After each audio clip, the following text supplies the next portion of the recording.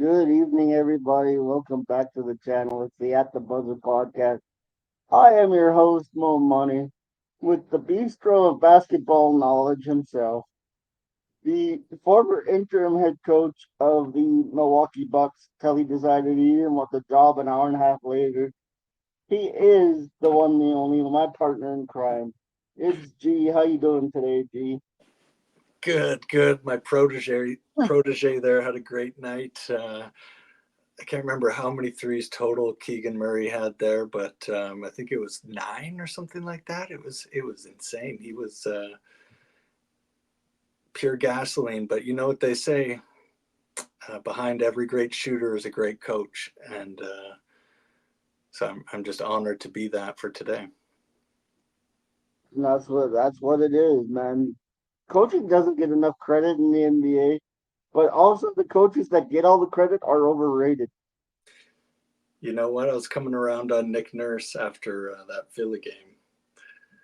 Uh, the way he kind of Nick handled Nurse has really had you questioning your previous opinions on him I this still think he season. didn't help the situation in a lot of our ways for developing the Raptors and things like that. But as a X's and O's, just straight up like a chess player in terms of a coach, like he's very good at what he does with that. And like, Well, some coaches build teams, and other coaches are just focused on winning, and it's the trade-off you make, I guess.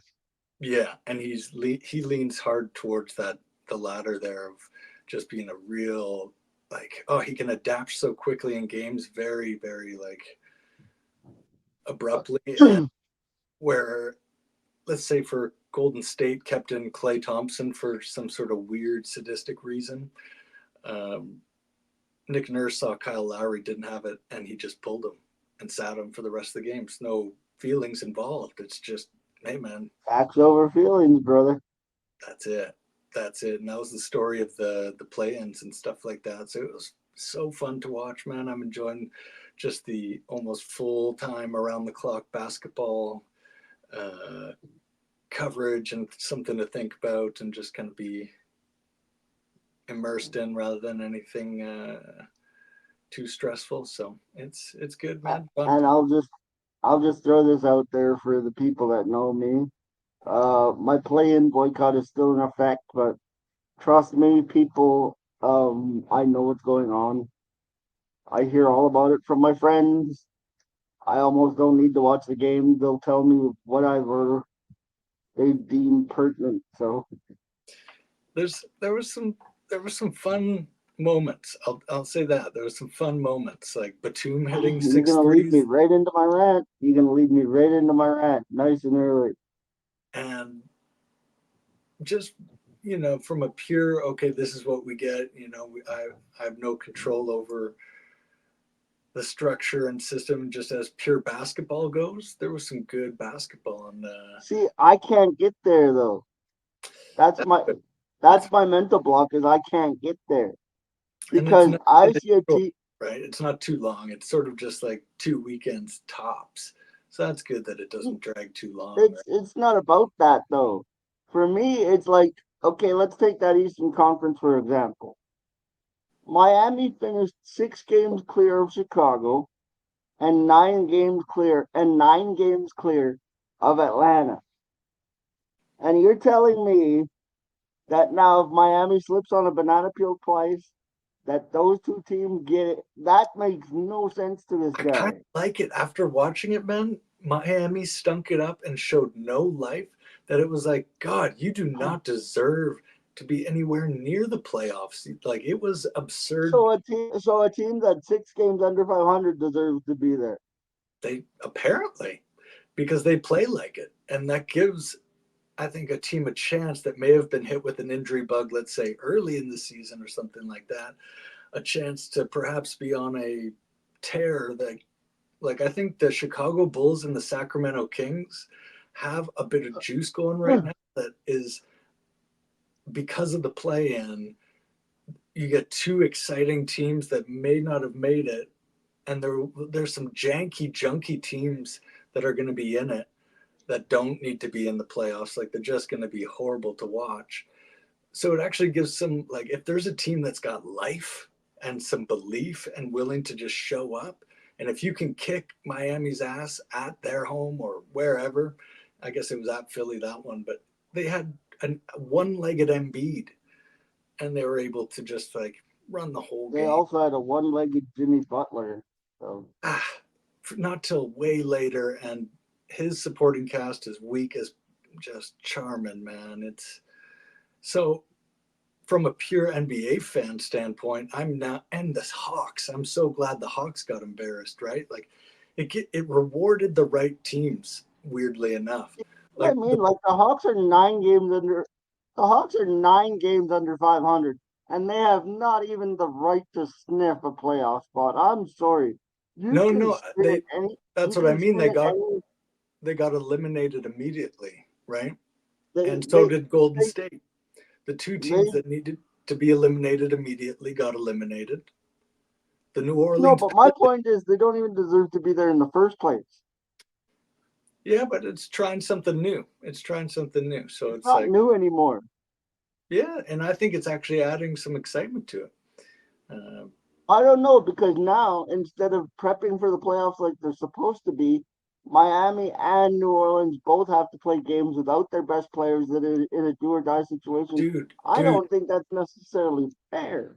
you should watch. You should have watched those games honestly because you got to see who showed up when the pressure was on. And I promise you, as a basketball fan, you do not want to watch the New Orleans Pelicans in a series. They like CJ McCollum looked drunk. He looked tired and bored and out of it. And Zion was lifting 1,000 pounds on his back every play just to try and get it through. And Ingram was just on the bench, miserable like a little child. It was the worst performance of their season, and it was when it counted most. Tell me you want to see that team play 7 games or something like that, or even 4 games? Not even a little bit. So 6 months and 82 games tells me they deserve to be there. then show up. There's something to showing up when it counts, and I These like that games shouldn't even exist. they could have played better and got into the top six, but you didn't, and now you got to play for your throats. It's like if you're good, no worries, you'll get in. But if you Like I freaking said, Chicago's 6 games behind Miami. think about it this In way, what circumstance? come playoffs, everything has changed from the entire season, right? Things are different at the end of the regular season. So given if you've played so well in the regular season that you're in the top six, perfect, you get a bye. But if you didn't get in the top six, whether that's because of injury, inconsistent play, or blah blah blah, at least now you have the chance to prove that you're good. So, so you're okay You with have two sending somebody home chances. that you're okay with sending somebody home that even after losing 2 games is still 4 games better than the team that gets to go. I can't get there. Dude, because you're rewarding just pure trash games. Think about how many games there are in a regular season. Orlando. Yeah, and guess what? Chicago plays the same number of games against the very same teams that you're downplaying.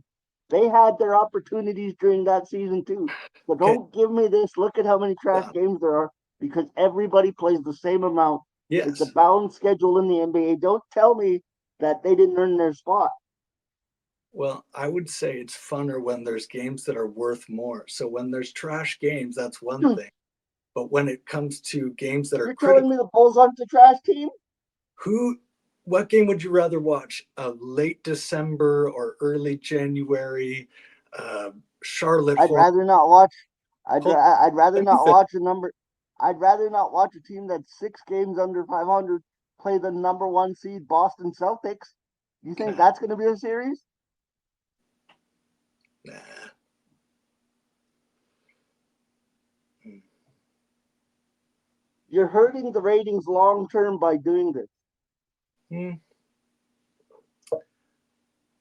I think you're missing a piece there. Like a more exciting game to watch is the one with stakes higher. So rather than rewarding Miami beating Charlotte 4 times, let's see how they play when the pressure's on before we give them a full series. Like Uh, it seems more exciting to reward the high stakes games when it's so close between those teams. Like 4 games is you're nothing hurting in a your first regular, round ratings. right? It actually gives you more ratings because you have events. No, Like you're there could not. be nothing or there You're could be event. telling me, you're telling me that, okay, Boston's already 15 games ahead of Miami for number 8. You're telling me it's going to be a better series when they're 22 games behind, 22 games ahead of the next team? No, no, I'm saying that instead of there being no play-in, No, we were able to enjoy some high stakes it's basketball. false drama, I enjoyed I completely fabricated. dude, as a basketball fan, I enjoyed every minute of it. I don't know what else to tell you. I like there's no way you can out opinion my experience. My experience was pure enjoyment. It was high stakes basketball, and the right teams are These games shouldn't exist. all right. That's your opinion, but they do, and they were exciting, and they are weeding out the worst teams and rewarding. No, they're not. They're rewarding the worst team, Chicago. They're 6 games 500. Hey man, if you watched the games, you'd see where those teams were at. Everybody plays the same schedule. Don't give me this excuse of I want false drama. I want to see who's playoff ready. Is that crazy? Yes, that's crazy. You're telling me the previous 6, you're reducing a 6 month schedule to a weekend. Why is the March Madness exciting? That's different. It's the same principle. It's exciting. No, no, it's not. Maybe not for you, but for me, very exciting. The league tournaments get you an automatic bid, right? The reason they have March Madness is because you don't get to play everybody. In the NBA, everybody plays the same schedule. I'm not talking about So you logistics. can I'm just saying from pure enjoyment, I enjoy high no, no, stakes. no, no, no, no. Don't change the argument. No, no changing. I'm enjoying the play-in, and It's I don't know. garbage.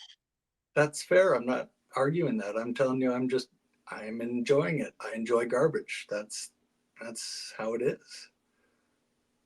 So you're telling me that you're gonna watch Boston roll, Chicago in 4, being 22 games ahead of them, and that's not gonna hurt the NBA's ratings? Are you kidding me?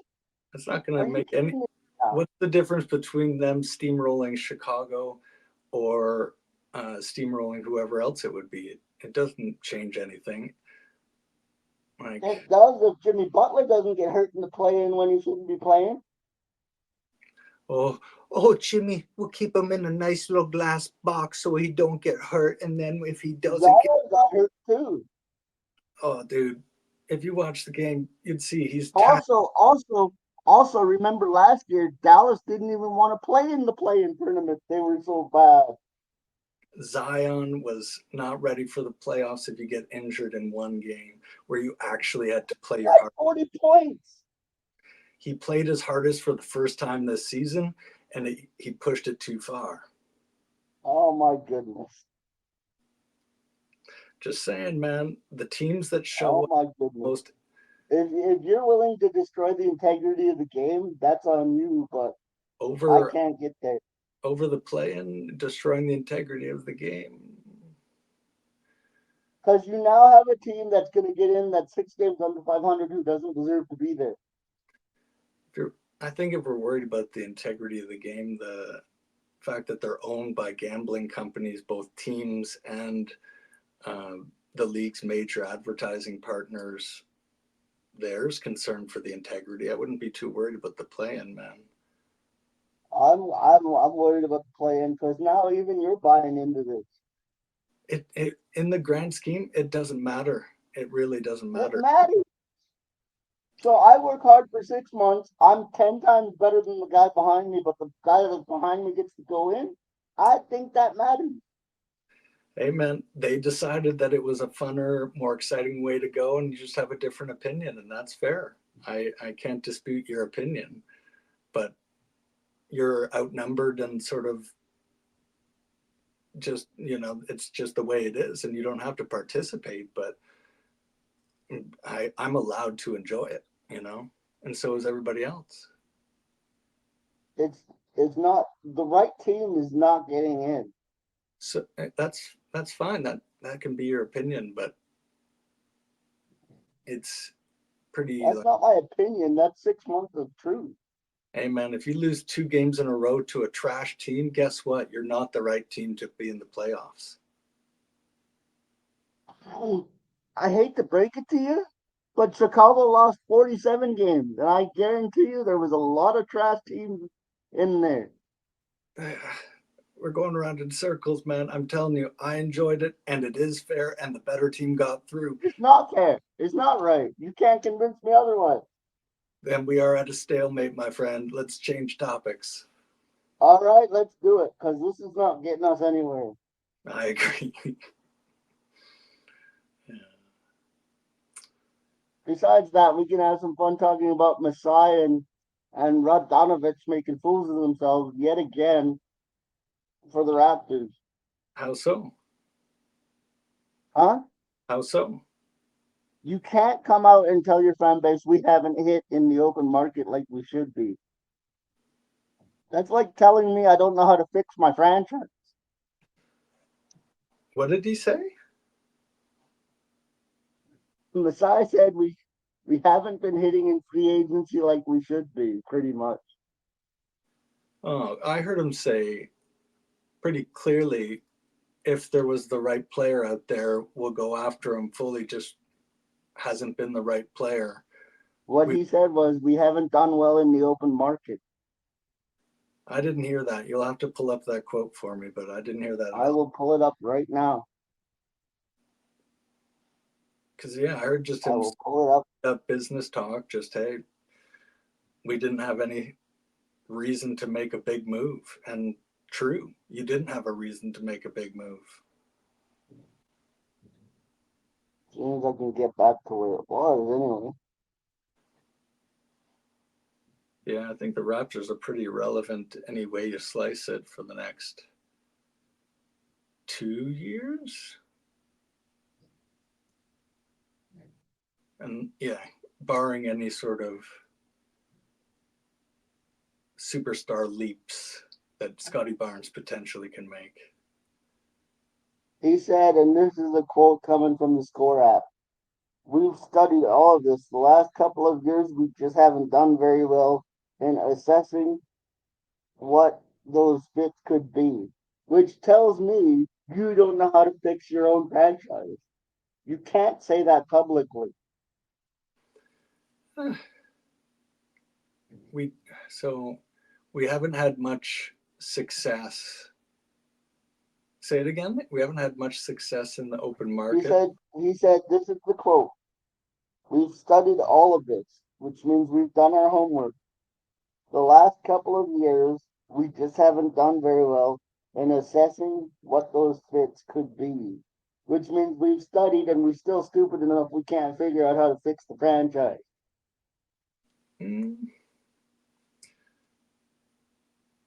Giving a little bit of just fairness or whatever you want to call it, they're along with 28 other teams, that have done the exact same. So he's kind of just calling it like it is.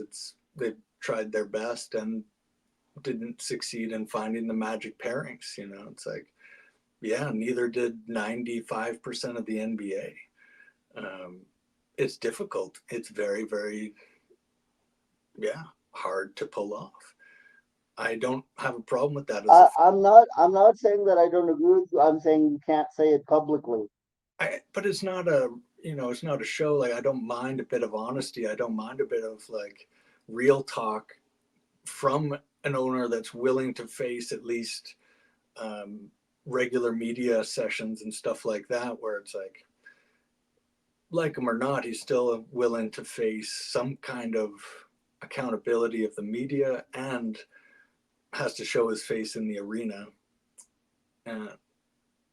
Yeah, he's honest, and I kind of dig that, because the other version is like Yeah, we did everything, and um, like I don't know what the other version is. Like any sort of like tomfoolery or lying is I think a worse look. You know, they've got a good coach now. I don't know. I just have a funny feeling, and this is where my facts over feelings personality comes in. When you tell me I don't know how to fix it, it's time for you to move on. Well, there's a difference between we don't know how to fix it and we didn't find any perfect matches, right? It's sort of like it's like fishing. Just because you didn't catch any big fish, well, fishing doesn't mean they're not in the lake, doesn't mean you're not a good fisherman. Just means for the last, whatever your fishing trip was in terms of a season, you didn't catch any big ones, you didn't get any great pairings. And I don't know if that's the same as I don't know how to fish, you know, because like I said, there's 95% of the league you could point to and sort of say, yeah, they didn't find I any. don't know. Maybe it's just the way I'm reading into it. Well, That could be it. I think you got to look at maybe who is the success of an open market thing today or this season, and is that a rarity? Is that a bunch of them? Like, I don't know if there was a ton of teams that had success in the open market over the last year and a half. There's a couple. There's a couple. Knicks being one of them. Um, Honestly, Quickly and Barrett is an interesting combination with a bit of room for Abaji there. Uh,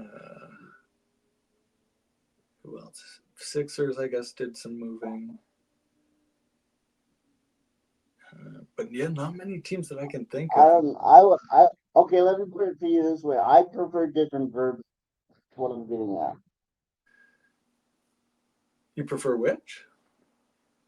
I prefer different verbiage from Messiah, other than we couldn't fit the jigsaw pieces together.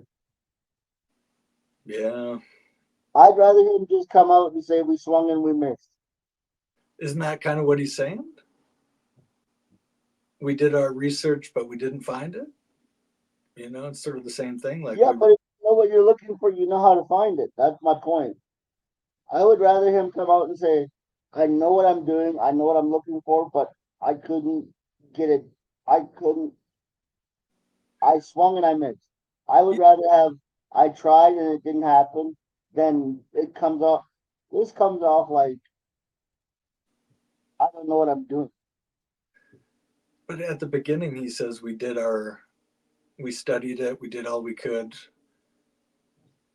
right? Isn't that what you're sort of asking for? Is like, saying affirmative, like, hey, we did it. It's just different verbiage. It's like with Jonte Porter. It's like, did you guys know? It's like, no, we did our vetting, we did our due diligence, we did everything we could, but we failed. Does that mean you don't know how to vet players? Well, Ron Porter's a whole other conversation. Oh, I can't wait to dig my teeth into that one. Right? It's How do like, you throw away an NBA career for man, but something so you would you say that gamble? the organization doesn't know how to vet players, or was that a situation where it's like, damn, can't predict Well, that? there's two schools. There's two schools of thought on that. Either they knew and they were being foolish, which I'm not gonna accuse anybody on a podcast of that, or it sprung up out of nowhere and people found out about it, and Jonte's responsible for Jonte's actions. Yeah.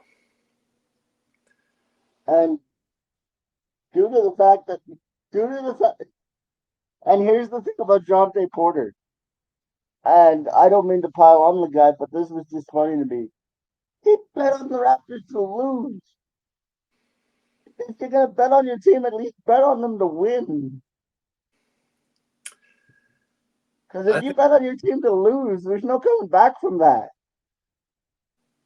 man, there's so much not coming back from, but I think the funniest part of the whole thing is that he's only won $22,000. Yeah. Yeah. I just I don't know how you do that, man. Like he would have he makes more per game than he did trying to do this crazy scheming and all of that. It's like you didn't even win that much. That's brutal, bro. You weren't even good at it. Oh, like You did such a blatant job, yet you didn't cash in. Like, I don't understand how you were both bad at hiding it and not good at getting the money. How can you be like bad at both? if you're gonna rig the system, at least be good at it. And you would think that's how you get caught. You got greedy because you were so good at it, and you got greedy. Nope, just bad at it. Yeah, 22,000, man. I walked into the radio station and I told my buddy, well, Josh Tate Porter announced his retirement. And he said, really? And I said, no, the league banned him for life. Yeah, my favorite word in Adam Silver's little press conference thing was, his blatant disregard for da da da da da, almost implying like if you don't make it blatant, you won't get as harsh a penalty. You dig? It was his blatant disregard for da da da da da. It's like, why'd you throw that word in there? Almost leaving there to be room for interpretation, you know?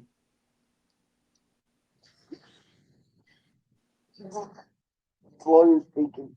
Because they threw the book at him, eh? Like, banned for life. So that means if Devin Booker got caught betting 20 grand, he's no longer Why in risk it though? because Why they why risk it? You get to play in the best league in the world. flip it around and put it yourself in the shoes of you're a young, high energy, adrenaline fueled 20-year-old dude with money to spend like you've never seen. And probably the top addiction for athletes is gambling because it hits the same spots as the healthy competition, right? It's the like go to the end, go to like just nonstop. It feeds into that same personality type. So I think it's very, and like I said, it's on every single commercial, it's on every single podcast, it's on every single network, day in and day out. So it's like they've normalized it so much that it's like, oh, what do you mean I can't place a little bet on on a little something something? And maybe that trickles in, but I think it's like they just see how much money there's to be made if you're smart about it, and how they're not wrong. It's everywhere. Look how many things you can bet on. As long as you don't make it super obvious, you could be running schemes for years. It's it's out of hand, but That's dicey territory to get into. I it, ain't doing it. I Porter was a dum dum. I think the NBA has a problem, but they've left room for if a number one star gets caught with something, they're gonna say, "Well, You you know what? It was his translator," and they'll be know, like, "I you and thought I. Kevin Durant spoke English," and they're like, "Nah, he stopped speaking English like 3 years ago, man." Here's my thing, and I know this is a basketball podcast, but I'm going to touch on Shohei real quick here. Yeah, Look, man, let's say you're my interpreter, right?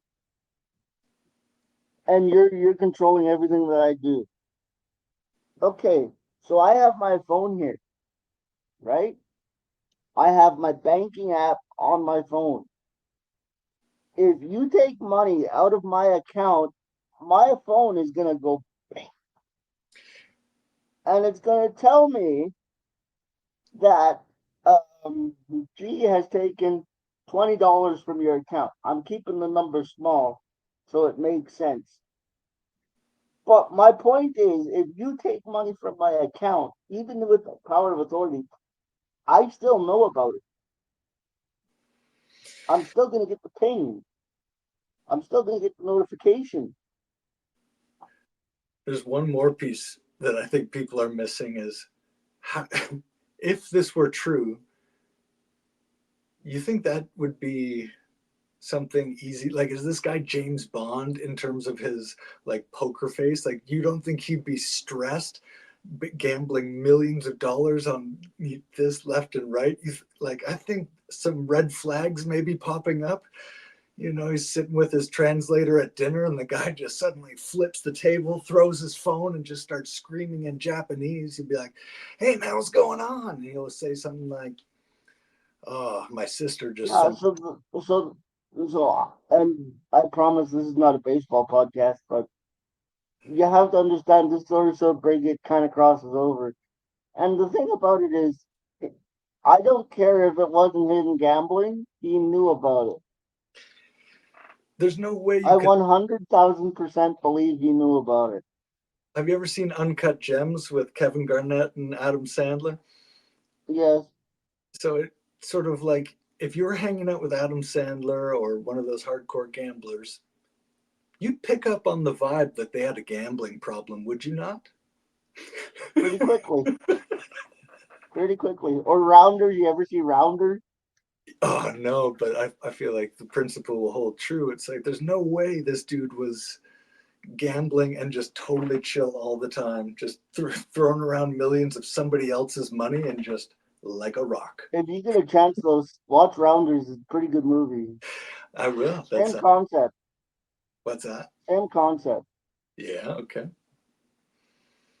But Man, that's enough of the Shohei Otani on the At the Buzzard podcast because we could talk about that for an hour too. it'll be But next year. huh?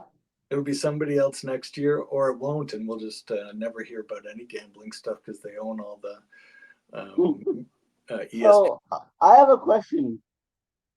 How do you feel today if you're Jonte Porter?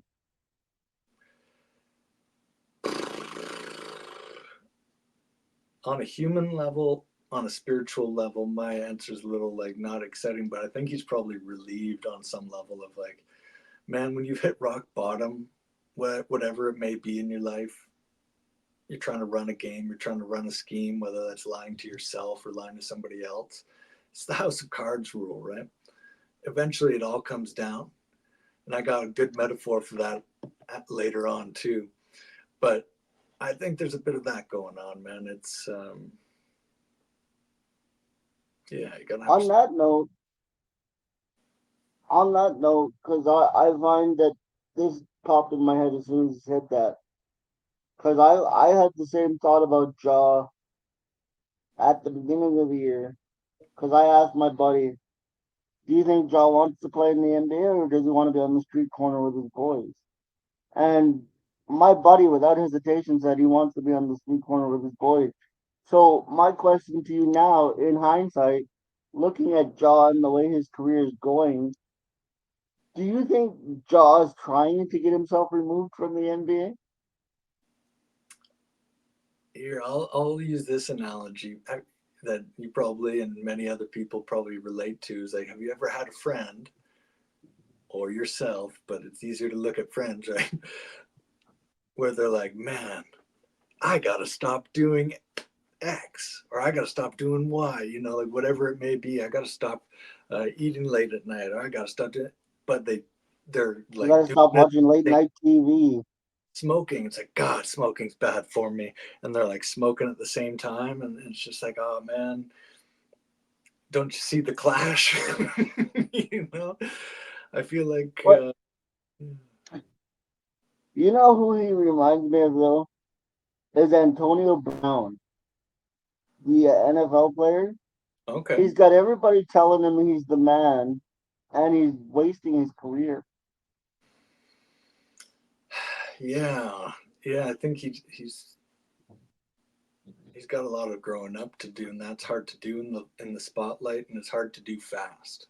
Like it takes time, and I don't think he might have the patience for it. Right, kind of like you're saying, like the longer you want to be somewhere else than you are, you start to become a ghost of yourself. And that's what I saw with him happening, like spiritually and stuff. It was like this guy just distance. And then he came back for a burst of fire, but it's like, man, you have to be able to channel that fire consistently.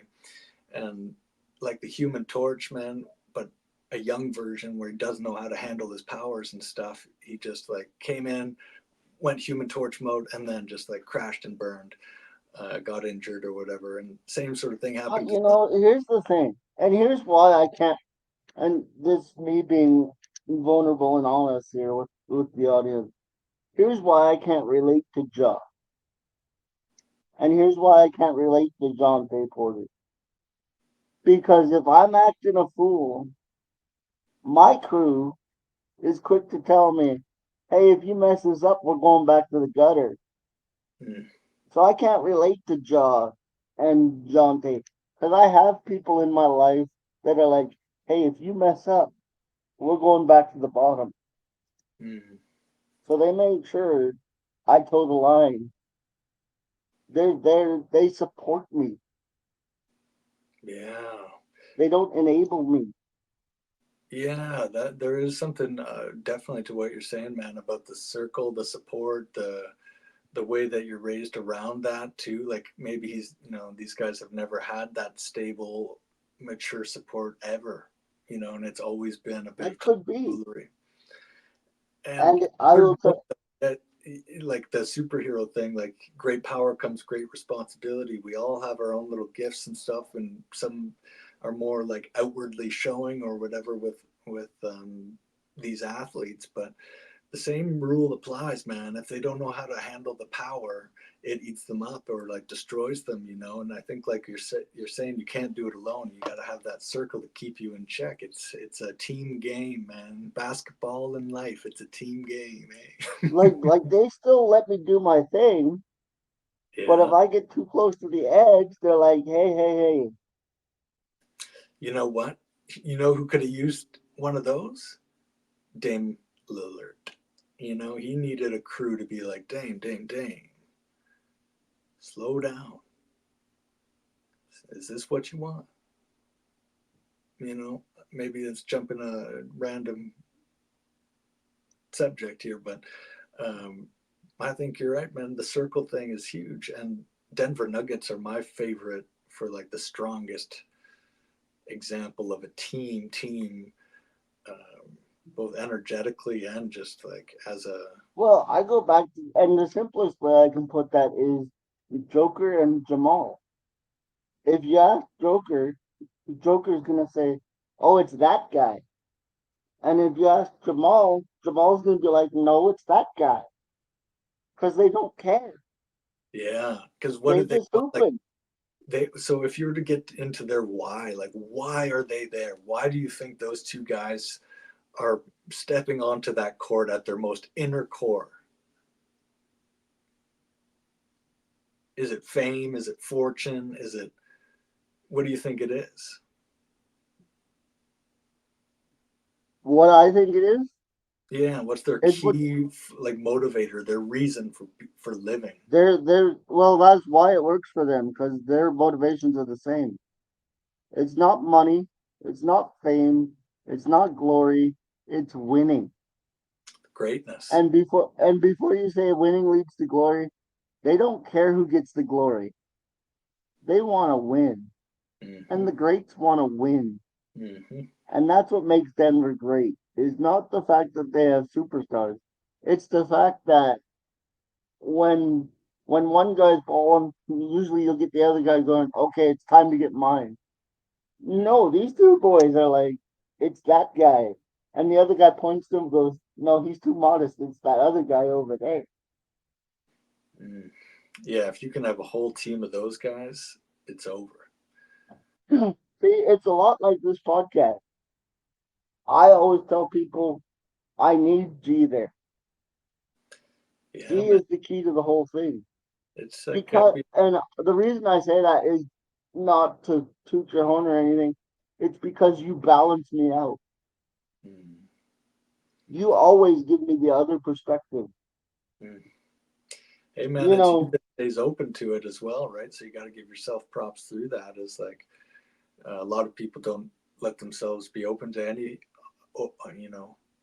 opposing perspective whatsoever. And You know, I might get fired up, right? Like I did 10 minutes ago. hey, man, I'll give But you look at how calm I that. got instantly.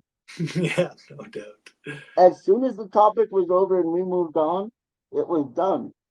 Yeah, no, that And is. and that's what I mean. I appreciate. I need you here because you give me the alternate perspectives. Hey, man, every every superhero has his sidekick, and I'm happy to be sidekick.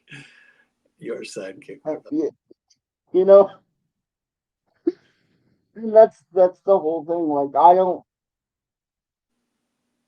like. I think because I tried to get several podcasts off the ground before this. I think the timing just wasn't right. And I think that's what led us to have the buzzing. Honestly. Man, it's a, timing is everything. Just like basketball, it's a rhythm sport. You got to be in rhythm to be able to play. And if you janky and not in rhythm, man, it's the most rhythmic sport there is. Almost like podcasting, where you have to have rhythm or you got nothing. You either have good banter and you have a good There's personality. got to be a synergy. Yeah, yeah. There's got to be a synergy. Um, And like I said, we can get fired up as long as we know at the end of the day we can be calm and civil about conversation. oh yeah, man. Milwaukee Bucks though. Oh, I think Oh, please, you're just lighting them up for me tonight, aren't you? there's Uh, Milwaukee, Milwaukee, Milwaukee. Now, I have to be honest because at the beginning of the year, when Adrian Griffin was the head coach, as you recall, I picked them to win the East, didn't I? some They people were 30 still and 13, and some they were people 30 and still 13, and I felt pretty good about that until they fired the guy I was backing. And yeah, right now, I will tell you, I'm picking Indiana in 6 in that series. generous, very generous. I think Milwaukee gets 2, but I think it'll be 4-2 Indiana. I've got a weird feeling it's a clean sweep. Dude, oh wow, Not even that's gentle. going out on a limb. Put it down on the receipt. A Put it, put it down on the seat. know what the It's most there. insulting way to beat a team is to have fun doing it. And I feel like the Pacers are going to have fun doing it, not because it's personal, because it's just fun to play good basketball and cream somebody, and they're just going to cream. Well, that's the one thing I loved about Charles Barkley. Is he Mhm. always said, "You might beat me, but you ain't sweeping me."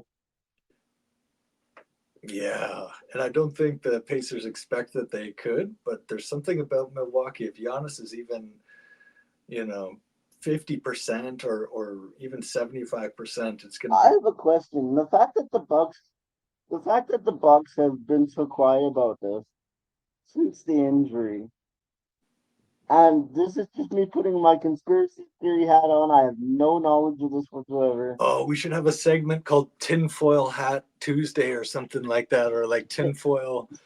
Where, Tinfoil hat, 10-minute tinfoil hat. yeah, yeah. But here's my tinfoil hat, dude. Yo, Do you go. think they know he tore his ACL and they're not telling anybody?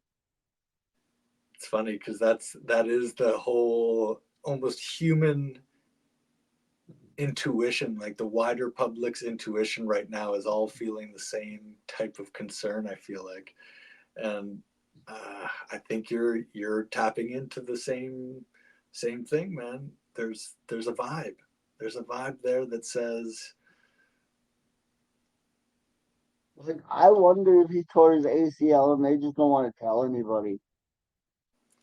I think he might not want to tell anybody because he doesn't believe it yet.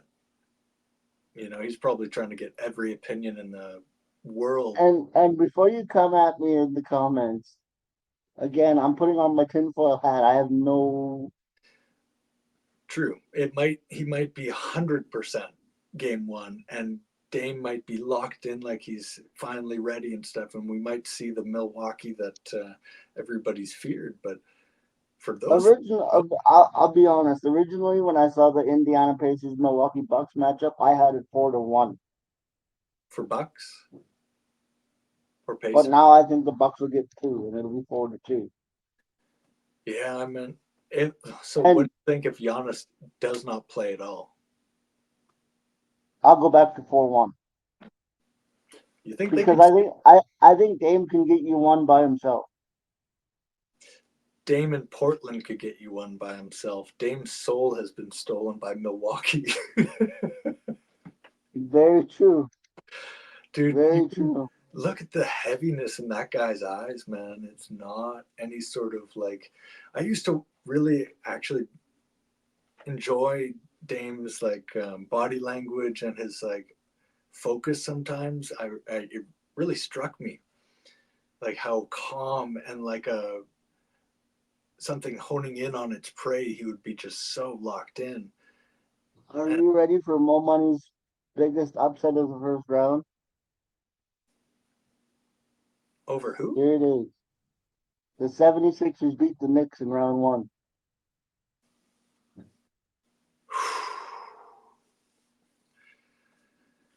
The 76ers beat the Knicks in round one. Lock it in. You know what? And Embiid does it on one leg the whole time. Still does it. Yep. And I think Philly's got enough to get by New York. I think here's the way I think it goes down. They split in New York, they split in Philly. They go back to New York tied at 2. And Philly wins the next two, and it's Philly in 6. Yeah. Yeah. Brunson doesn't have a running mate, I don't think, a true scoring running mate. And that comes to get them, right? Whereas if Embiid and Maxey are cooking, get out of Yeah, the. Philly in 6. Yeah, man. I think that's actually not such a crazy a prediction. I think a lot of people would call it crazy, so let's not deny that. But I see where you're coming from on that one 100%. That will be a con. But here's what while I was watching the Chicago game, not going into the play-in, DeMar DeRozan, specifically him as a player, was just impressive throughout the season, and he's a free agent. And I was like, oh, you know who he's going to? New York Knicks. Couldn't you see that? Him and Thibodeau and OG I, reunited. I could see DeRozan. I could see DeRozan going 3 places. Mm. I can see DeRozan going to the aforementioned New York Knicks. I could see DeRozan going back home to Toronto. Just for sentimental reasoning, Yeah, he and would be. but I could also see DeMar going to play with AD in Los Angeles and being going home that way. So I think there are 3 possible spots for DeMar to land next season. What about taking Paul George's spot if he went to greener pastures? I don't think PG is going to go. Think he's going to stay home? I think so because look, and this goes back. This is just my years of basketball knowledge. Right now, PG's protected. Mm. He's not the guy that they're going to blame if they lose. But It's if going he to went be to Cole, Philly, he's not huh? going. If he went to Philly, he wouldn't be the guy they blame either. But he's not the target, and he's quiet, so they'll leave him alone in Los Angeles. In Philly, they'll boo you just for being a 76er. Yeah, but if he's yeah, true. But could you imagine him, Maxey, and Embiid? Yeah, well, I don't think we're gonna get it though. Because they wouldn't have I to get don't think we can. up; they would just have to sign him. Okay, Here's a new game I just thought of on the spot while I'm sitting here. By the way, if you're still here, you might as well subscribe because you're gonna end up staying anyway. So we appreciate you. But which of the top three seeds in the West who finished tied for the regular season, or at least close to tied, is in the most trouble? Is it Minnesota, Oklahoma, or Denver? Trouble, I think, just from the start, Oklahoma, unless they prove all of my instincts and basketball history and life wrong, which it's possible. There's always anomalies. Always, even I'm wrong sometimes. Um, I don't see OKC having the legs for a first round win. You think Sacramento takes them out? If Malik Monk and Herder are back, because those guys have experience, whereas like those two guys alone give me more confidence of like I know those guys, I know I can rely on them in like just a adult basketball player kind of way, whereas OKC, once you start getting past the first few, I don't know too many. And like, oh, Gordon Hayward, I mean, okay, but you're like a poor man's Kevin Love at this point. They don't have a great bench, and so I don't know. They could prove me wrong, but I don't see this year being their year. So, who's your favorite to win the title, and who's your dark horse to win the title? Well, my friend, been waiting until we get to this point.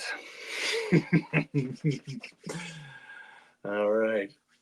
So, did you say favorite to win the title or favorite to win the conferences? Favorite to win the title, and then a dark horse to win the title. Ooh, okay, I can right down to it. Nuggets as the favorite, Yeah. and Lakers as the dark horse. Huh? And Lakers as the dark horse. If I had to put Oh, money, that's an interesting pick. if I had to put money down, there is something in the zeitgeist force of the world that says LeBron wants number 5 because if he gets number 5, there's a chance that he could get 6. I have an interesting dark horse. If they beat Denver, they could beat anybody. So, anyways, those are my two. Even though I don't like the second. I agree because my favorite's gonna be the Boston Celtics, and you know how much it kills me to say that. Oof, oof, oof, oof. I'm gonna have to relay that to the Boston faithful. Here's why I say that, and it has a lot to do with the play-in. If you're gonna serve up Chicago, which is basically a first round bye, and then you're gonna give them 8 days to rest before they have to play round two, and then whoever they play is gonna be beat up after a 6 or 7 game series. They're gonna have an easy path to the finals. It's the Bulls, the Magic, and a beat up Knicks is what they have to get through. Yeah, so One more time. The Bulls, the Magic, and a beat up Knicks is what they're looking down to get to the NBA Finals. A team with almost 70 wins has to get by those 3 stinking teams. Yeah, they'll be fine come NBA Finals, but do they have what it takes? Almost because of it being that easy, will they have that grit to handle the pressure when it counts the most? but And that's my favorite. against LeBron. But also, No, my dark horse is gonna come from the East. My dark horse is coming from the East, and it's not gonna seem like a dark horse. The Indiana Pacers. I was gonna say interesting, interesting. That's my dark horse pick. Man, I'll go one more on you too. Is Minnesota because they give me the same vibe as Indiana. So, what's your Indiana reasons? I just like the chemistry of that ball club. I think they're clicking. I think they've got chemistry. Mm-hmm. I think them having the Bucks in the first round is going to be just a dream opponent for them. It's going to be a And I really like the way they're set up. yeah. I think Pascal's actually going to have a reminder to the league for some reason. I think he's going to have a great playoffs.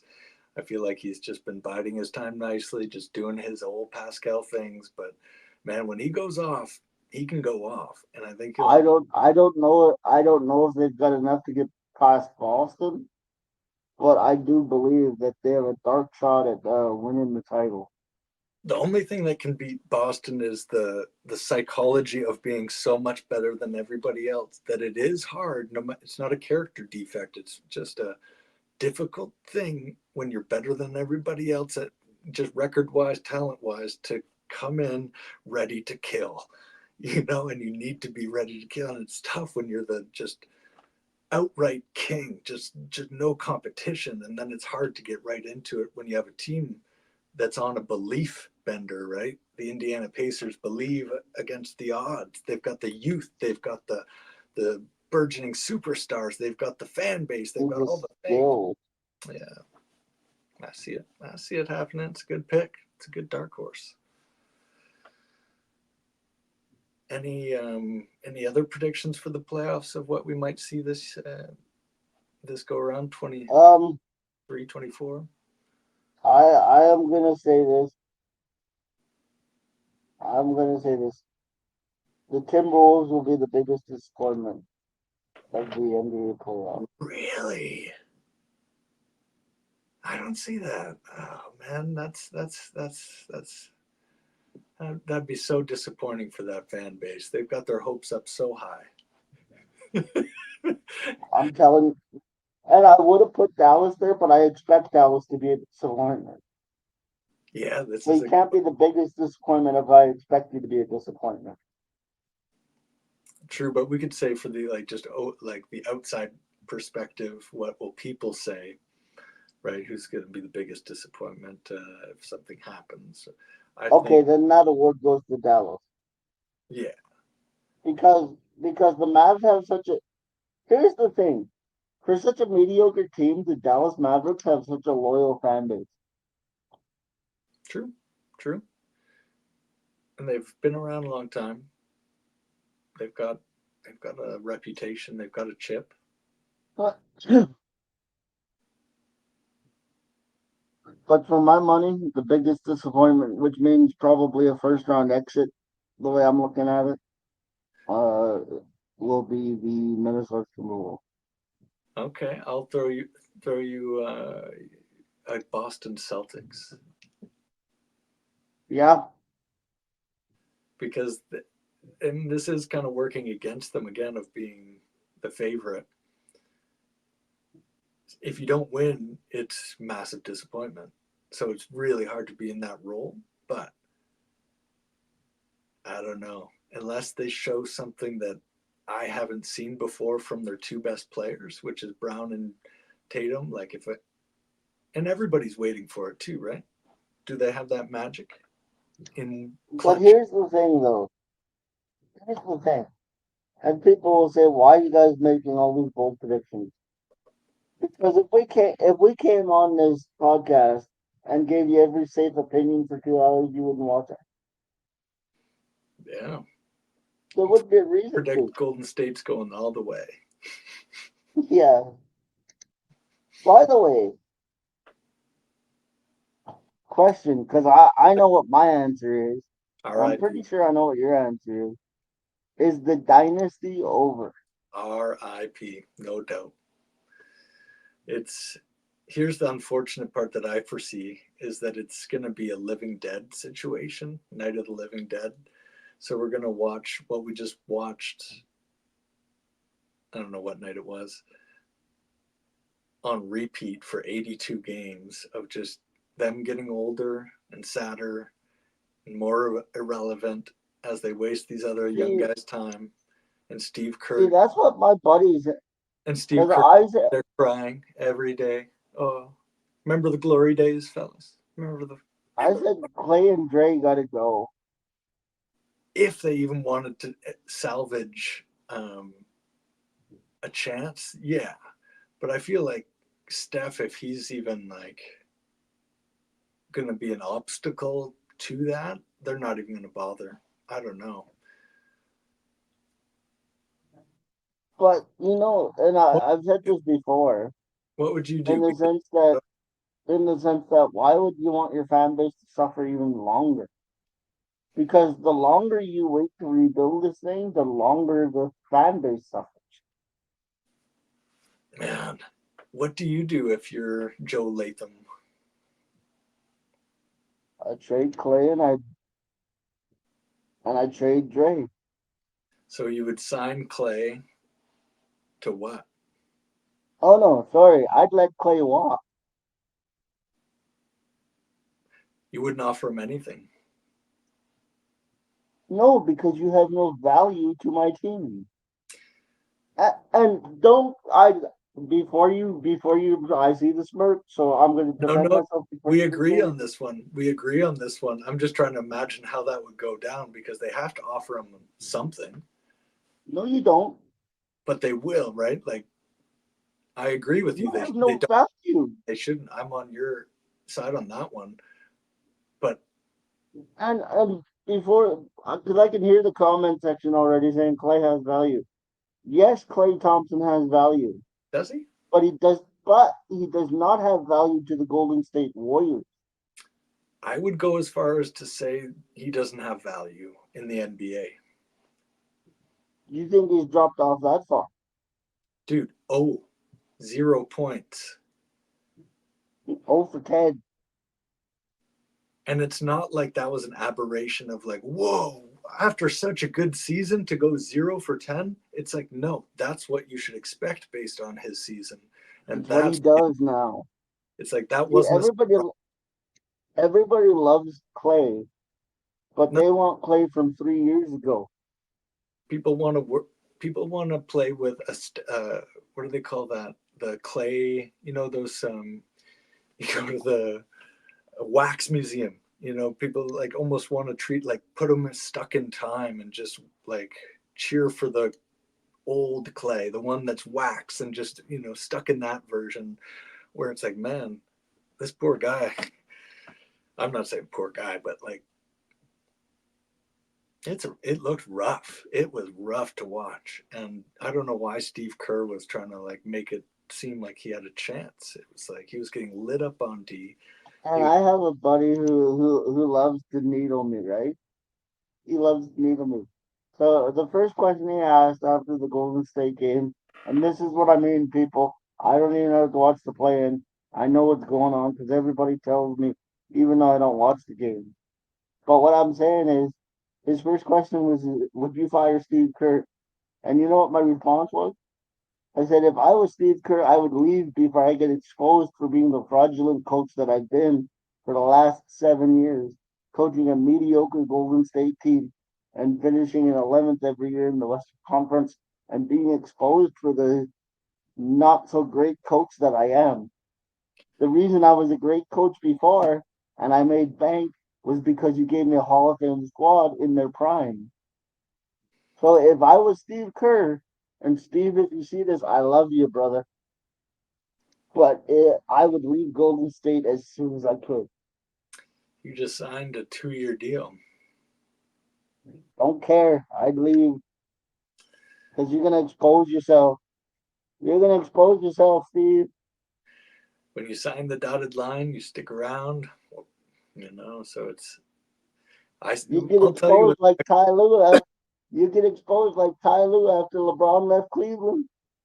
I tell you what's going to happen, man. I see in Golden State, they're going to sign Clay to a 2-year, Oh, that'd be the biggest $45 million contract. disgrace. They're going to have to let a nice rookie or two go because of that. They're going to keep Steve Kerr. They're going to keep, obviously, Draymond's already signed. Steph's You already call signed. your shot here. If you call your shot here, I'm keeping this be the greatest receipt of all time. And Wiggins is going to be traded for somebody like DeJounte Murray, and they're also going to have to give up a draft pick and a piece or something like that. So they'll be like, oh, we got life. We got life. And it's like, no, what you did was bring in a slightly better version of Wiggins and called it, you know, something much bigger. But that's what's If they sign Clay to $45 million and they keep Draymond and you call your shot on this here podcast, I guarantee you we're going viral. man. It's not that hard to see. It's like I really think they're stuck in the worst way. I think the owner's probably against it, to be honest. But here's what I told my buddy: being loyal to your history will make your future irrelevant. That will be the story. I think when you do the 30 for 30 of Golden State in 10, 20 years, it'll be the greatest rise to the greatest fall, and it'll be a long fall that just keeps going because they had their I, opportunity to turn, and then I bad hope I'm alive when they make that 30 for 30. man. And I'm not saying that sarcastically. I legit hope I'm alive because that would be an interesting watch. Yeah, yeah, they've had many opportunities to actually keep a dynasty going, and the point can be made here too of Jerry Krause having made difficult decisions that were maybe for the sake of the bigger picture that people didn't like, etc., is now what maybe the Golden State Warriors should have done to try to maintain Can, a can I explain the difference? yeah. Can I explain the difference between the Bulls back then and the Warriors now and why I think people didn't like it? Mm, Because starting with the Warriors team now, we've seen for 2 years they're regressing at such a rapid rate. And the difference with that Bulls team, and I'm not saying that you're wrong, because you might be right, but the reason we're so upset with Jerry Krause over that Bulls team is us as fans think that the Bulls deserve their shot to lose their title. And that's why I think I look at the Warriors and the Bulls differently. mm. That's just my opinion. That's just my Say it opinion. again. Say it again. The main I difference. said I said the difference between the Bulls of '98 and the Warriors of now is we've seen the Warriors of now regress for Yeah, two for two. years. Yeah. For 2 years. So we know the dynasty's over. What makes us upset as basketball fans when they talk about the Bulls being disbanded is most of us fans, I can't speak for everybody, but most of us felt like the Bulls deserved an opportunity to lose their chip, Mm, and okay. they didn't get that. Okay. And I think that's why we look at the Bulls differently than we do the Warriors. Because you didn't think they ever had another chance at another chip. Because they got rid of Phil after that sixth title, and Jordan left, and that we as fans didn't feel that that Bulls dynasty was done. I don't know if people can speak to me on that on the comment. Maybe I'm crazy. I don't know. Hmm. I don't know I enough. notice you are now Keegan Murray's shooting coach. Oh yeah, you didn't see that at the start, eh? No, I I guess missed my that. okay. I guess my first comments at the start of this podcast probably didn't make a ton of sense then, on a couple levels because missed the game too. I forgot, but um, Keegan Murray had a game of a game, man. Like if you look up the highlights, it's worth looking up. He was sensational. He was out of this world. And Trey Lyles had a great game too. So a Canadian showing, right? Keegan Murray's Canadian, yeah. I Or believe so. or did I make that up? Oops. G is with me. His camera's acting up a little bit there today, but he's here. Yeah. There's yeah, I think a lot of reason to watch that Sacramento game on whatever day because New Orleans feels I'll cooked. do it. Sacramento feels like they got the juice. They lit that beam. They were looking motivated. All their role players were fired up and playing well. It's like those are the little signs that you're like, oh my god, they might even, win a series type of vibe. I'll tell you this much: no matter who wins, I'll be tuned in on Saturday. Yeah, man. Yeah, it's I can't bring myself to support something I don't believe in. well, that's fair. You got to respect that. I respect that. I think a lot of people do. Stick to your word. People respect And that. I'm not raising my voice, Yeah, and I'm not getting angry this time. I'm just telling it like it is from my perspective. man. There's a lot of good basketball coming up. It's just not going to involve the Heat, the Hawks, the Warriors, or the Pelicans. I'm calling it now. Um, Pelicans need to blow up the team. Here, let's do top 5 blow ups real quick. Who's got to blow it up? I'll blow it up in Chicago. order or just five random. Just top 5. Top 5. And like must blow up. Like you guys, you can't do another Like season. it's gotta happen. Yeah. All right. The Dallas Mavericks, Mm. the Los Angeles Clippers. And barring this is a if they don't win the championship, right? No, I'm getting to that. I'm getting to that. The Dallas Mavericks, the Los Angeles Clippers. I think the Bucks need to do something drastic. They got to blow it up too. The Golden State Warriors make four, and I got to be honest. If you don't at least go to the finals, and this is how much pressure I'm putting on them, it's got to be the Celtics. And my reasoning for that, before you're going, because I can hear the people in the comments like, no. But Mo, the Celtics are number one in the East. They're dominant. They did everything. You know why I say the Celtics have to blow it up? It's real simple. It's because this is the same thing we've been looking at for a long time. And it's a lot like the Toronto Maple Leafs. After 7 or 8 years, you just got to realize that's not the crew that's going to get it done for you. Mm-hmm. It's really that simple for me. Man, great picks. And I'm in complete alignment on the last one. I was saying that a couple of weeks ago, and primarily the blow up I meant for the Celtics of just blowing up the two, right? Tatum and Brown, because when you think how much you But could, that's enough. That would be enough. yeah, when you think about how much you could get for Brown, like you could put Paul George in that slot for that price, you know? Not saying And Paul and George the is re- and everything, the reason I say the but Bucks is and the reason I say the Bucks because I know people are going to be like defend yourself, Mo, in the comments. I'll give you a good reason for the Bucks. You can't go out with championship aspirations 2 years in a row in the first round and not expect massive changes. yeah. So what do you think happens there? Do you think Giannis asks out, or do you think they swap Dame for a younger piece like Jalen Brown? I think Dame's going to go I've felt because, I felt all along and like here's, I go the other way of like a trap.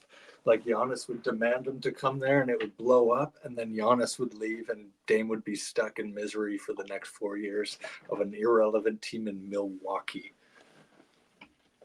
and didn't I say this team was going to become irrelevant? I see that as the most likely scenario, and Giannis going to a Knicks or a, who knows where he can have his pick. He's a diva. He can choose. I, I just, I think that it's just, you can't go out 2 years in the same, in the first round and not expect massive changes. Yeah. See, even though most of the stuff I say on the podcast seems crazy, because I know it does, there's a reason why I say everything. occasionally get one. I think I'm hitting it about 75% on my receipts over there. We should get some analytics. We'll have to get some guys on that. There's got to be a guy for that. Get a new app. It's Chat GPT. But I like putting receipts out there. I like being held accountable. Man, I think And do that I get them all right? No. And I'll let you in on a little secret, people. Sometimes I want to be wrong. Sometimes when I say things, it's because I want so badly to be wrong. mm. Here's my 5 blow up teams: Chicago, New Orleans. Hold on, you just granted Chicago a playoff spot for being exciting. For sure, if they make some kind of crazy Cinderella run, um, maybe re look at that. But I think this is just like more than anything, just at least you salvage something that was so ugly for so long. At Is it least you. like the Boston thing where they just been together too long? That's what my feeling is. It's just like you guys just need a new start, and I think this is a nice way to end it. Right, end it on a nice note. You guys came together finally and rallied for a few wins, and then blew it up over the summer. I think that'd be a very nice ending compared to what it was looking like, which was like purgatory, misery, injuries, and just like yuck. But Okay, we got the Bulls and the Pelicans. Who else we got? man, I would, if I were the Minnesota Timberwolves and we lost to anywhere outside of the first, or sorry, anywhere outside the conference finals, I'd be thinking about, do we have the right combination here between these three guys? Yeah, but the problem is you gave up so much to go get Gobert. How are you gonna recoup that? Well, here's how. Toronto Raptors take Gobert and give them a bunch of assets because for some reason I just see him going there and I don't like it, but I see him going there. Make next year's At the Buzzer podcast a lot more interesting. Yeah. Yeah. Okay. So we got 3. I think if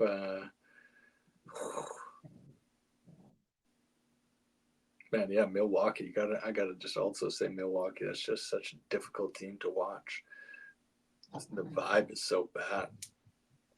And who's another bad vibes team? Um,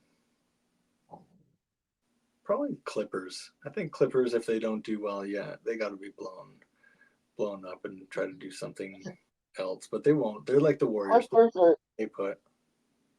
Here's why I feel bad for the Clippers though. They're always the team that builds it up, and then you're like, they got to blow it up. It's not worth. But they just signed on. They got their guy for the next 5 years or whatever, all in the power of the knee. So did I hear the news right that Kawhi is going to be missing the first few games in the series? I didn't hear that. Okay, so maybe we got If a little. I'm being honest, I didn't hear that. And I haven't double checked this particular I source. will check. I will check the news right now. Yeah, because that would be massive. Wow, I didn't see this quote from 2 hours ago. As I'm cruising through the score app looking for that other news that you wanted. Oh yeah, he's fighting knee inflammation. They missed game 1 for the Clippers. Oh, just game 1. Oh, it says questionable. But we have something interesting coming out of Golden State. Are you ready for this one? Let me just go back up here for a second. Mike Dunleavy. After turbulent season, Kerr backs Draymond and says he's worth it. Like I said, man, I think you're right. I think they don't believe the dynasty's over. I don't think Steph will let them in a weird sense. I think they won't do what's necessary to, like, get his emotion out of it, they're going to go with their guy. Like, even though it's like, man, but that means jumping off the cliff. And Steph's like, yeah, I know. I want to jump off the cliff with my bros. As the owner, you're like, but I can't allow that. And Steph's like, but I'm jumping, man. And so you just try to make it as exciting as possible on the way down, I guess. I don't get that. I don't understand that. Is so loyal, and he is the face and commander of that franchise, right? So if he said, I Being will loyal to your play, history makes your future irrelevant. I'll say it again. yeah. And I'm sure Joe Latham's saying the exact same thing to Mike Dunleavy. And Mike Dunleavy is probably saying the exact same thing to Steph. And Steph's probably saying the repeat on repeat. I won't play without my bros. And if they're done, I'm done. And I'll go play with Braun. At which point they might go, shit, if we're going to lose Steph, we might as well try to get some assets, and they try to do a 3-team deal with somebody. But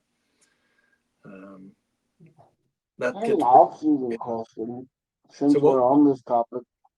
what would you do? Would Who you makes rather? the biggest move in the off-season? Well, this could be the top conversation right here. The two biggest names in NBA, LeBron and Steph. There was rumblings of them getting together. If LeBron wins a 5th title, you don't think those guys come together for a 6 for LeBron and number 5 for Steph? LeBron's not winning a 5th title. Let's say they go dark horse this year and they get that number 5. You don't think Steph thinks about joining that squad? And LeBron whining and dining him, saying, come on, you get 5, I get 6. We go down as the 2 greatest of our era, in undisputed. 6 and 5, man. 6 and 5, they could be saying to each other. I don't know, man. I don't know. That would be the That would just be wildest. weird. But here's the question I'll pose to you, man. As Joe Latham, Mike Dunleavy, if you're posed this question, either you keep Steph and the conditions are you have to keep those 2, or Steph walks, like that. Let's say that's the options he's left you. Is like either, oh yeah, you guys can deal the Draymond and Clay, but you also have to deal me then. What do you do? What do you do? I seriously consider dealing Steph Curry. That's what I'm saying, bro. That's what I'm saying. And you don't think he's looking at LA Lakers? I'm seriously considering dealing Steph Curry. Because as legendary as Steph has been, he's not the same player. He's been asked to do far more than any star player should have been asked to do over the last 2 years. Somehow squeezed his championship out of that. But if he has any desire for another chip, it's not in Golden State. And I think he knows that, and the Warriors know that, but he's not going to say that, or anybody will say that. The only person that can make that decision, I think, would be Joe Latham. And he's got to make the deal with the devil if he wants to or not. And I don't think I don't know. I think you're in the small percentage of people that would have the cutthroat instinct to be like, you know what? We have to make the deal. And Steph is now just another part of it. He's not. But see, that's the advantage of no feelings. It's the one advantage to no feelings. If I'm a GM, it's my job to put the best product out there. And Steph, Clay, and Dre aren't it. And that's it. And I feel like Steph's pushed them into this corner of black and white sort of ultimatum. Like, either you get the 3 amigos or no amigos. And if I were them, I'd be like, all right, the haul that we could get for these 3 guys from various things and build around Kuminga and Podziemski and the other guy there, better than the other route is like exactly, I think what you're saying is like the emotional route is actually worse. it's much, much worse, painful, and Cause you know what happened? I'll tell you what. You told me I'm Mike Dunleavy Jr. Right? I'm Mike Dunleavy. Okay, let's take the emotional route for a quick second. Okay, Steph, let's go get your boys. Let's keep this thing running. And then you know what happens? It's mediocre for 2 years. And then those boys retire. And then instead of having all these assets and setting yourself up for the future, you're starting from scratch and you get fired, Mike Dunleavy, because you didn't make the move 2 years ago when you should have. and Kaminga just requested out, and so you know what I mean. And Wiggins is no longer playing or something. You know, like their team is falling apart. Like either you do something about it or you don't. And I've got the vibe that they just enjoy the I legacy. would ra- I would rather you fire me for making the move now than wait and fire me 2 years from now when they're gone and I even get nothing for it. Well, imagine what you could get if you dealt now for those three, and if no matter how many That's deals, what I'm saying. That's what I'm saying. I would rather you fire me for making a move than not making a move. man, you could send couple, yeah, you could get so many draft picks from OKC. You could, man, yeah, there's a lot of things you could get, and And people would. I'm sure the fact that I can sit here and say I would trade Steph Curry, I'm sure people think I'm crazy. Hey, man, maybe we're hitting the right niche then, because that would be the deal of the century. That would be the wildest turn of events because LeBron, I don't. And and and before everybody goes, oh, Mo's off his rocker again. If you follow the NFL, the Denver Broncos traded for Russell Wilson. The Seahawks got a massive haul, and Russell did nothing for 2 years, and now he doesn't even play for them. Yeah. Like I would rather get the haul now Here, than die a death of a thousand cuts. here's what you could get for Steph Curry, right? Austin Reeves, D'Angelo Russell, uh, draft pick, draft pick, draft pick, draft pick. Probably a third team's, throw in a star player from a third team just for one player, right? You could have a stacked future if you did it right with one player. That's not even trading Draymond and the cap space by just letting Clay walk. Uh, All right, so I'm getting pretty tired, so I'm ready to call this. hey man, it was a Um, good chat. do we have a dude of the week? I got a couple for you. Yeah, Keegan Murray was definitely the guy on the West, and on the East, it was Batum just bringing the Thunder down. It was those two guys' nights, like indisputably. Dark Horse just came out of nowhere and killed it. So those guys get it without a doubt. Now I'm gonna go off the board here, and I'm gonna go with the two teams that won't be in the playoffs for my dudes of the week this week. Mm. I'm gonna give the Eastern Conference one to Jimmy Butler because he played on one leg like Isaiah Thomas, and he damn near got his team a victory. Now he's got to sit out for a few weeks. And the other one, I'm giving to Zion because he had a 40-point night. He pushed the Lakers to the brink. He got hurt. If he didn't get hurt, who knows what happens? But you can't play the game on what ifs. So in a rare move, even though I didn't see either of the game, and but I'm gonna give it to those two guys based on the information I was given. I think it takes a lot of guts to play at that level with those kind of problems. That's an excellent pick, or excellent picks. Excellent picks. Lots of, like, they defined the effort thing. Nobody worked harder than those two guys, right? They literally gave their entire bodies and then some. Like they couldn't till they couldn't walk, they went, right? So like, despite my feelings on the games themselves, if I'm being impartial, that's where I'm going with it. And that was, yeah, that was my why I enjoyed the experience. It was just watching people compete at their absolute max and seeing who showed up to do it and who was, um, yeah, But able I to. think that's the frustrating thing about Zion is he's capable.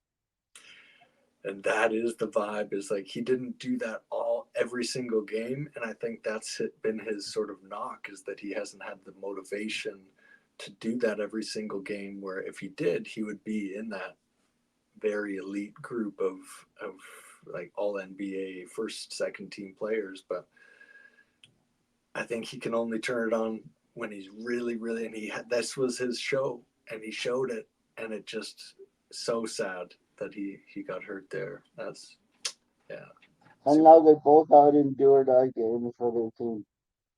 And it's and I think it'd be a mercy kill on both sides, to put it nicely. It's like they both had decent seasons, but it's time to probably blow up both those teams actually. And I don't know. The Heat just went to the finals. now you got to blow up the Heat for sure, man. If they lose, even if they don't lose, You they can should blow. answer the role. What's that? You can answer the role on that one. Yeah, Hero is a piece of work, man. Holy. Anyways, we shall see. Maybe Hero will go off for 50, and I'll be like, well, that's the Anyways, NBA, it's baby. been fun. This will be posted tomorrow night, hopefully.